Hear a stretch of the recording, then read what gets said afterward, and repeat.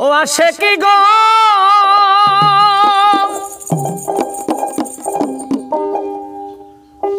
ওরে আশেক ছিল হযরত ওয়াইস করুনি নবীর দন্দন শহীদের কবর শুনি নিজের মুখের ৩২ দাঁত একটাও রাখতো না।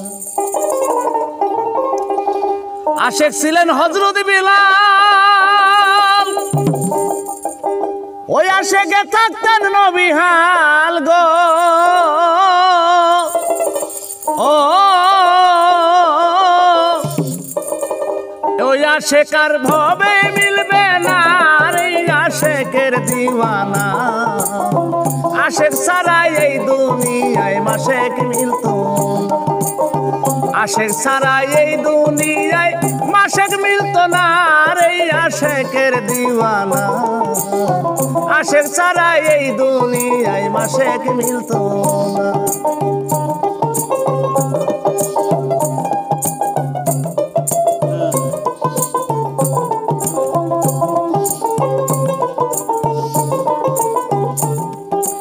আশেক ছিলেন হযরত ওয়াইস করুনি নবীর দন্দন শহীদের কবর শুনি নিজের মুখের ৩২ দাঁত একটাও রাখতো না। আশেক ছিলেন হযরত বিলাল ওই আশেকে থাকতো নবী হাল গো ও ওই আশেকার ববে মিলতো না রে আশেকের দিওয়ানা আশেক ছাড়া এই দুনিয়ায় মাশেক মিলতো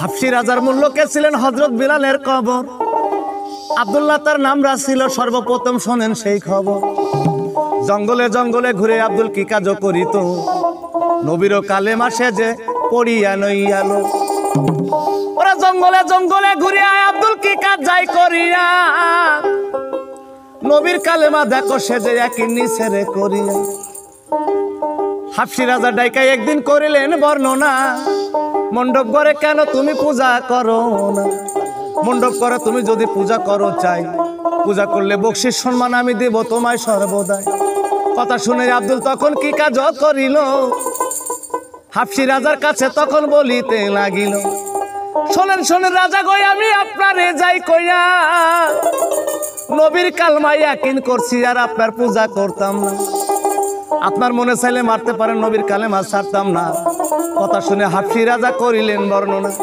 কথা শুনে হাবশী রাজা হুকুম দিয়া যায় তোমরা এই বাঞ্চতকে মারো তাহার জীবন রাইখো নাই কথা শুনে লোকজন তখন কি কাজ যাই করিয়া আব্দুল্লাহকে ধরে গাছের তলাইলে লইয়া লইল রে বান্দিয়া গাছের সাথে যখন আব্দুল্লাহ বান্দিয়া লইল হাতে পায়ের মধ্যে তখন পেরাক যে মারিল ওরে ধীরে ধীরে আব্দুল্লাহ যে মার খাই যায় আব্দুল্লাহ যে নবী কালেমা পড়িল আশেকের দিওয়ানা আশেক ছাড়া এই দুনিয়ায় মাশেক মিলতো না আশেক ছাড়া এই দুনিয়ায় মাশেক মিলতো না রে সাদের দুনিয়ায় আশেক ছাড়া এই দুনিয়ার মাশেক মিলতো না। ধীরে ধীরে আব্দুল তখন কি কাজ করিল মার খাইয়া নবীর কালমা পড়িতেছিল হযরত আব্দুল্লাহ যে মার খাইয়া কি কাজ করে ভাই নবীর কালমা ধীরে ধীরে জপনা যেত এই সময়ে আবু বকর কি কাজ করিল শিকারেতে হযরতে যে আসিয়া গেল আবু বকর সিদ্দিক সেদিন শিকারে আসিল আব্দুল্লাহর ওই কান্না কাটি শুনিতে পাইল আবু বকর সিদ্দিক এইবার কি কাজ করিল ধীরে ধীরে ওই জায়গাতে উপস্থিত হইল রে দুঃখ দিয়াছ যারে মাওলা রে দুনিয়ার বাজারে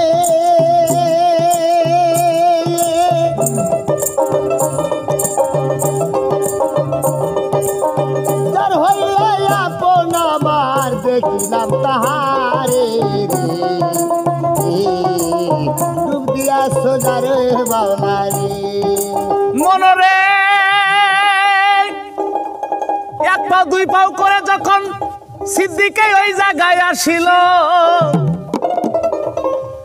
আব্দুল্লাহর গায়ের রক্ত সোয়া সোয়া সেদিন মাটিতে পড়ি সিদ্দিকে আসিয়া কয় লোকজনের ওঠাই তোমরা কি কারণে মানছো একে একটু খুলে বলো ভাই কথা শুনে লোকজন তখন বলিল তাহারে হাফসি রাজা হুকুম দিছে মারিতে তাহারে কয় আর মারিও না প্রাণের ভাই গো তোমারে যাই কইয়া এই গোলামটাই আমার কাছে বিক্রি দাও না রে করিয়া বিক্রির কথা শুনে লোকজন কি কাজ করিল সিদ্দিকের কাছে তখন বলিতে লাগিল কত টাকা মূল্য দিবা বলো চাই আমারে সিদ্দিকে কয় আমার কাছে টাকা পয়সা ভাই কিছুই পাইবা না আমার মাথার পাগড়ি দিয়া তারে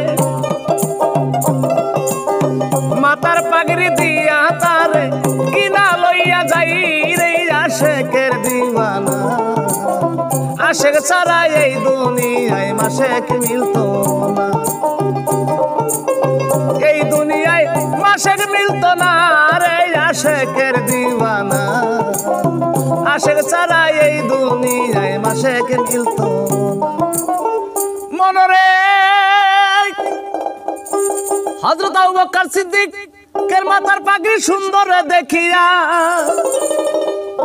বিক্রি করলো তারা সবাই পাগড়িটারে লইয়া আব্দুল্লাহ রে লইয়া তখন কি কাজ করিল ধীরে ধীরে যাইয়া নবীর কাছে সালামও জানাইল শোনেন শোনেন হুজুর আমি আপনারে জানাই আপনার এই বান্দায় আজকে আপনার কালামে ইয়াকিন করে জীবন চলে যায় এই কথা শুনিয়া নবী কি কাজ করিল আব্দুল্লাহ রে ডাইকা তখন কাছেতে লইল ধীরে ধীরে নবী তখন কি কাজ যাই করিয়া নবীর মুখে লব দিয়ে তারে মালিশ যাই করিয়া নবীর মুখে লব দিয়া যখন মালিশও করিল ধীরে ধীরে আব্দুল্লাহ সুস্থ হইয়া গেল এইভাবে তো কিছুদিন যখন গত হইয়া যায় এক দিবসে ডাকতে যাচ্ছে আমার নবী মোস্তফায় শোনো শোনো আব্দুল আমি তোমারে যাই কইয়া কেমন আসে কইলাই আমি তুমি দুনিয়ার মাজারে দেখলাম না রে চাই কাল ফজরে আজার দিবা তুমি মসজিদ মিনারায় এই কথা শুনিয়াই আব্দুল দেখো কি কাজ করে যায় পরের দিন সকালবেলা মিনারায় দাঁড়াইয়া কেমন ভাবে আজান সেদিন দিল আব্দুল তবারে যাই কইয়া আজান শুনে নবী আমার কি কাজ করিল আব্দুল্লাহর আজান শুনে নবী সেদিন বেহুশ হইয়া গেল নবী এসে ডেকে বলে লোকজনের ঠাই তোমরা আজ থেকে একে কেউ তোমরা আব্দুল বইল না আমি হযরত বিল্লালের নাম দিলাম হযরত বিল্লালের বইলা ডাইক গোসারে দিলাম মদিনারে সোনার মদিনা আশেক ছাড়া এই দুনিয়ায় মাসেক মিলে না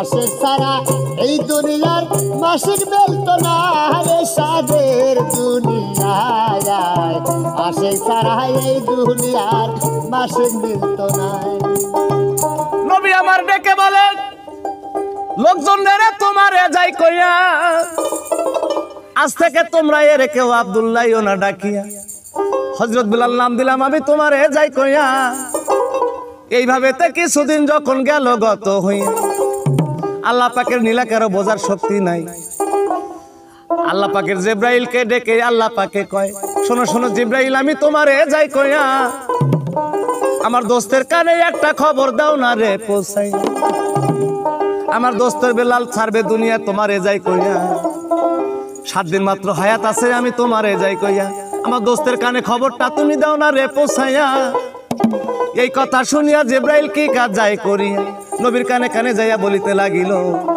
আল্লাহ পাকে জিব্রাইলকে বলিতে লাগিল সকল ফরজ আদায় করছে বেলাল বাকি রাখে নাই বিয়ার ফরজ হযরত বেলাল আদায় করে নাই বিয়া না করিয়া যদি আমার বেলাল মারা যায় এক খরচের লাইগা দুজকের আগুনে জ্বলবে সর্বদাই। এই কথাটা নবীর কানে যখন বলিল, কথা শুনে নবী আমার পাগল হইয়া গেল। সকল ফরজ আদায় করছে আমার বেলাল, বাকি রাখে নাই। শুধু বিয়ের ফরজ হযরত বেলাল আদায় করে নাই। 7 দিন মাত্র হায়াত আছে কইছে মোস্তফায়। নবী আমার যার যার হয়ে কানতে আছে ঘরের দরজা। এমন সময় হযরত আলী ওই রাস্তা দিয়া যায়।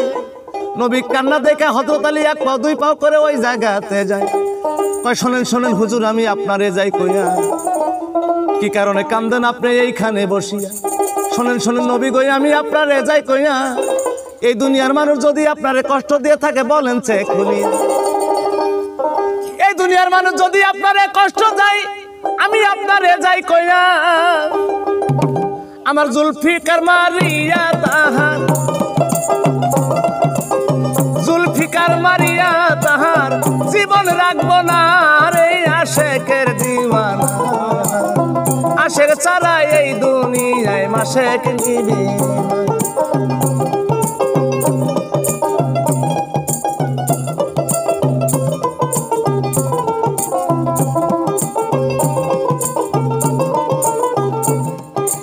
নবী কয় আলী আমি তোমারে যাই কইয়া। এই দুনিয়ার মানুষ তো আমায় দুঃখ দিবে না, যে দুঃখ দিয়েছে আমায় পাকে রব্বানা। এই কথা শুনিয়ে আলী বলে করে বর্ণনা, কি কারণে দুঃখ পাইছে নবী গো আমি আপনারে যাই কইয়া। একটু আস্তে আস্তে আমার কাছে বলেন যে খুলি। নবী এই কথা শুনিয়ে আলীকে বলিতে লাগিল, হযরত বেলাল এই দুনিয়া ছেড়ে চলে যাবে, 7 দিন হায়াত আছে আল্লাহ পাক আমারে বলিল। 7 দিন মাত্র হায়াত আছে আমি তোমারে যাই কইয়া। 7 দিন পরে হযরত বেলাল রাত 12টায় যাবে রে চলিয়া। এই কথা শুনিয়া আলী কি কাজ যাই করিয়া নবীর কাছে বলে তখন খুলিয়া খুলি। কত সুন্দর সুন্দর মাইয়া হাইটা যায় আমার ঘরের দরজা দিয়া। আমি জোর করিয়া কারো মাইয়া, আমি যদি কারো মাইয়া রাখি আমার কারো সাধ্য নাই রে আশেকের দুনিয়া। আশেক ছাড়া এই দুনিয়ায় মাশেক মিলবে না। আশেক ছাড়া এই দুনিয়ার মাসিক মিলতো না রে সাদের মদিনায়। আশেক ছাড়া এই দুনিয়ার মাসিক মিলে না। এই কথা শুনিয়া নবী আমার বলিতে লাগিল,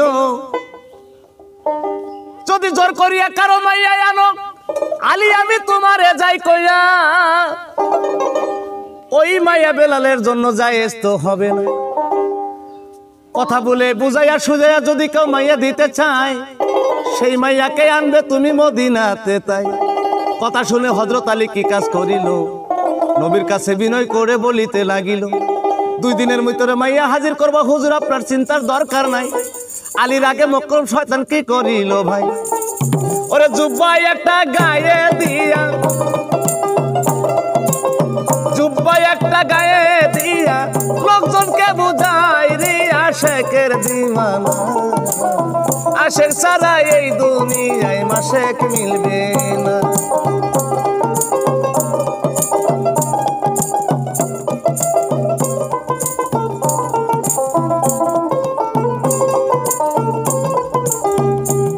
আলীর আগে মকরম শয়তান কি কাজ যাই করিয়া ধীরে ধীরে সবার পাড়া মহল্লায় গেল রে পচিয়া। সবার কাছে যাইয়া বলে তোমাদের যাই কইয়া হযরত বিলাল করবে বিয়া সোনার মদিনার মাজারেতে গিয়া। 7 দিন মাত্র হায়াত আইছে কইছে মোস্তফায়, 7 দিনের জন্য তোমরা কেহ মাইয়া দিবা না। পরেক্ষণে হযরত আলী ওইখানেতে যায়, নবীর সালাম দিয়া সবার কাছে বলিতে যায়, শোনো শোনো লোকজন আমি তোমাদের যাই কইয়া, হযরত বিলাল করবে বিয়া সোনার মদিনার মাজারে। এই কথা শুনিয়া সবাই খলখলাইয়া হাসে, দিবা নাকি মাইয়া কেহ বলো চাই আমায়।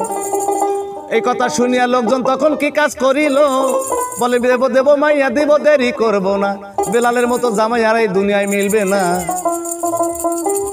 এই কথা শুনিয়া বলে আলী দেওয়ানা, শোনো শোনো লোকজন আমি তোমার যে যাই কইয়া, আসল খবর শুনলে বোধহয় তোমরা কেউ মাইয়া দিবে না। 7 দিন মাত্র হায়াত আইছে কইছে মোস্তফায়, 7 দিনের ভিতরে আজকে 2 দিন গত হইয়া যায়।